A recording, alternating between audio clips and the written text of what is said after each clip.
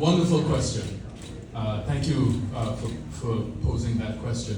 So we are beginning to take a very, very deep look at our masquerade traditions throughout the entire Caribbean, as a matter of fact, throughout the entire diaspora, as to how they relate not only to individual islands and individual expressions, but also where they come from and what they mean.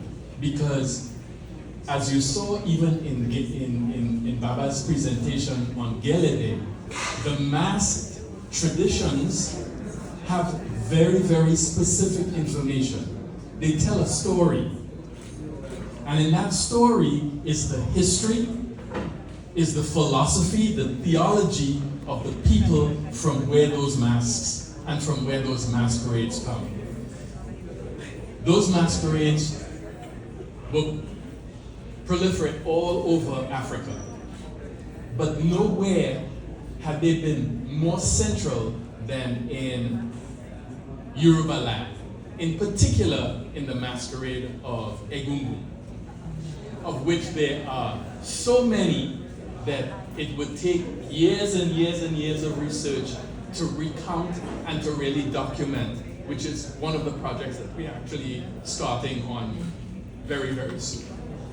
So there are masks all over Africa. Baba is probably much more of an expert on this in terms of global Africa, but the retentions that we have in the New World are all based on those ancestral expressions that come through initially what we consider to be carnival, because carnival was one of the freest expressions of our people to be able to show or to gallery their tradition without repercussion from the enslavers.